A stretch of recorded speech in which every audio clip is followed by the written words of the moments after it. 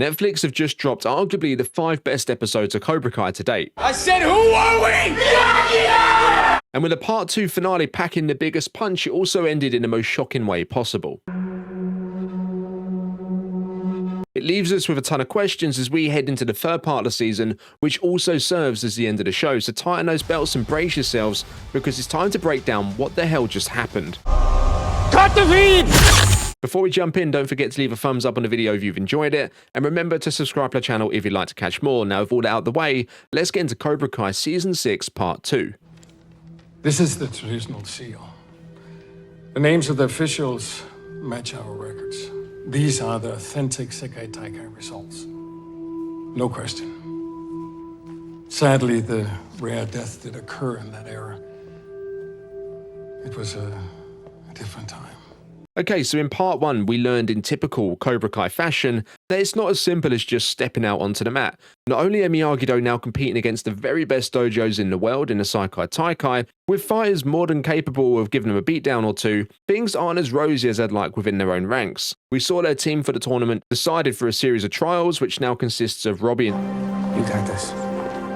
and Sam as captains, with Miguel, Hawk, Dimitri and Devon rounding out the team. Now, Tori would have made the cut, however, after the death of her mother and an unexpected visit from Kreese, she jumped ship to Cobra Kai, believing she wouldn't have been given a fair shot. Now, Tori's not the only one struggling here, as Daniel learns of a potentially darker past Mr. Miyagi had, which leads him to question his own devotion to carrying on that legacy. Anyway, the group arrive in Barcelona, and with Cobra Kai, led by Kreese with Tori and Quan as captains, they quickly realise they aren't in the valley anymore. The competition's fierce, with one dojo in particular called the Iron Dragons standing head and shoulders above the rest. They're the defending champions of the tournament, and as it turns out, after some underground networking and a load of money, Terry Silver's behind them, with the sole intent of not just embarrassing, but utterly destroying Miyagi-Do and Cobra Kai on the biggest stage of all for the world to see. As a result of Miyagi-Do's inner turmoil, they find themselves struggling for points and sitting much lower than you'd expect in the table, with Cobra Kai faring slightly worse for failing to understand the value of working as a team. So yeah, Cobra Kai were actually eliminated. However, due to another dojo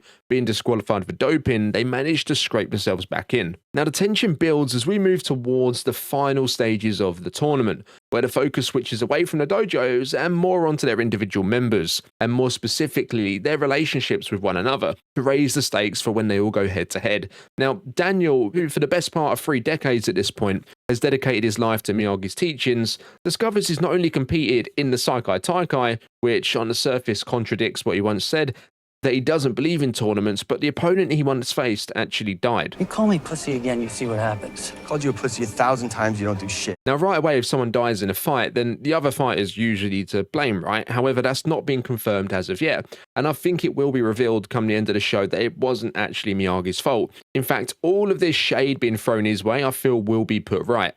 However, there's also a chance Miyagi was to blame, and this is the reality Daniel's facing right now. He's pretty much cruising on autopilot at this point. The lights are on, but no one's home.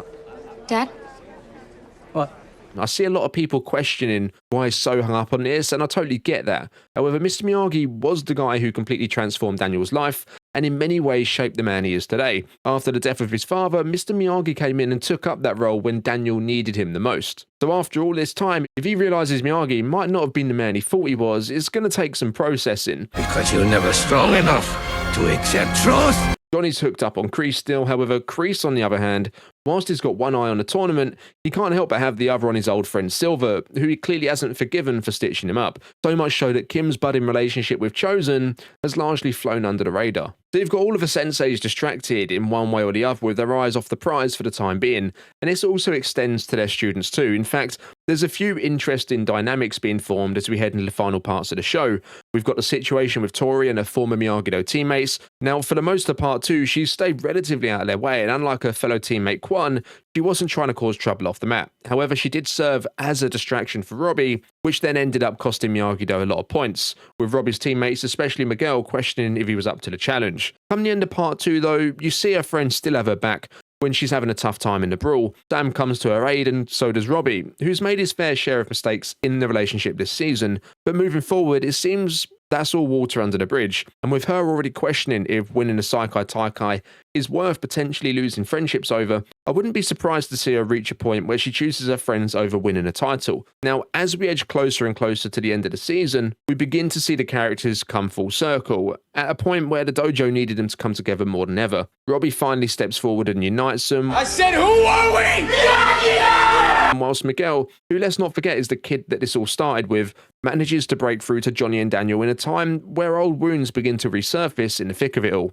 making them realise that although as time passes they might doubt what their senseis taught them, for their students they've added their own spin to it to create one of the best dojos in the world, building their own legacies in the process. Now, this proves to be the moment they both needed, and going forward we see them both working together, accepting each other's ways of karate like never before. Johnny's been trying his best to be accommodating for a while, but Daniel's always found it a challenge to train a style of karate he's always associated with Silver and Kreese. However, now he realises this is Johnny's way and not theirs. He finally takes it on board, and as the final rounds kick off, we see Robbie put up against the Terminator that is Axel. Robbie's having no luck against him and quickly goes 5 points down. However, it all then kicks off, and it's almost a free-for-all. The officials are attacked, but we do see Miyagi and Cobra Kai, some of them at least, fighting side by side. Kreese uses the chaos to finish Silver's, however, finds himself taking a beating after he lost his knife in the arena, and just before you think Silver's going to kill him, Johnny steps in to save the day, with it all coming to a halt once Axel spots Quan kick Samantha.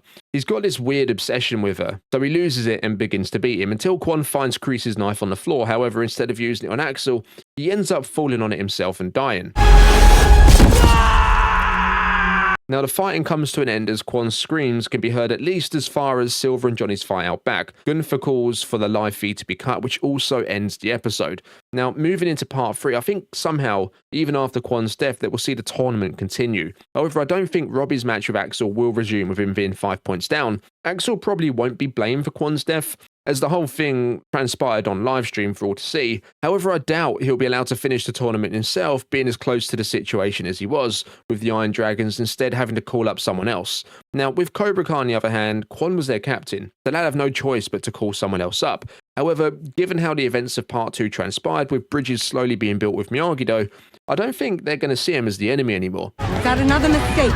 This time, no mistake. Let's not forget both Sam and Robbie helped out Tori when she needed it, and Chosen came to the aid of Kim when she was in a tight spot. And then right at the end there, we have Johnny, whether he intended to or not, he saved Kreese's skin from Silver. So I actually think Kim will refuse to use her grandfather's teachings in the tournament any longer, and I think Kreese will do the honourable thing finally and give Cobra Kai back to Johnny, bringing Johnny's story of Cobra Kai full circle, enabling him to go back to being able to build it up in his own image and moving it forward as a force for good. I think if that's the case, then Johnny and Robbie should compete as Cobra Kai in the boys category, with Daniel and Sam competing in the girls, which would then allow both dojos to win, and There's always going to be some kind of drama. in turn giving the father and son the lucrative karate field future they deserve. After all, Robbie isn't going away to college like everyone else, and Johnny will never truly be happy working under Daniel at the dealership for the rest of his life. I think this is how they'll see this show out, and for me it feels like the most wholesome way to do so given the current circumstances. After all, it's called Cobra Kai, so you can't leave the dojo in the mud when it all comes to an end. So yeah, season 6 so far has really been about our main characters falling apart and then coming back together stronger than ever, with bridges even starting to form between Miyagi-Do and Cobra Kai. We've seen the fallout of Tori's decision to join them for the tournament, and we've also seen Robbie and Miguel's friendship deteriorate along with Hawk and Dimitri's, and Devon cheating to gain a spot over Kenny in the final team. Even Johnny and Daniel's relationship began to deteriorate, and let's be real here, even after they put their differences aside and started working with one another, it always felt like a ticking time bomb, whereas now it doesn't, with both of them finally accepting one another's different karate styles. We also saw the two senseis move past their own problems that they had with their senseis of late, so we're seeing a strong level of character development with them too. I think going into Cobra Kai, off the back of the original Karate Kid movies, it would have been so easy just to have some cool fights here and there, and really just rely on the nostalgia of it all, but they've actually made it feel that this is a part of the story that always needed to be told, that Johnny and Daniel's karate journey was never supposed to end with a third movie, that what we've seen across these 6 seasons so far was always meant to happen. So you have to give a huge hats off to those responsible for that. These days it's all too easy for popular franchises from back in the day to be resurrected for a quick cash grab. However, it's certainly not been the case here. All we've got to do now is wait a few more months until mid-February to see how they bring it all to a close. And if part 2 is any anything to go by, it's going to be one hell of a ride. And we've got a Karate Kid Legends movie coming out shortly afterwards, which is set after the events of Cobra Kai, so I'm not really sure how the two are going to connect if they do it all. So for me, Cobra Kai Season 6 Part 3, right now at least, is the end of the journey we've all been on these past few years. So do you think Cobra Kai is going to go full circle and end up in Johnny's hands once again, allowing him to pick up where he left off in the early parts of the show and then some? Or is that dojo destined to go down in the history books as the bad guys? As always, drop your thoughts, theories, and wildest speculations down in the comments below. Don't forget to leave a thumbs up on the video if you've enjoyed it, and remember to subscribe to the channel if you'd like to catch more. I'll see you in the next one. Peace.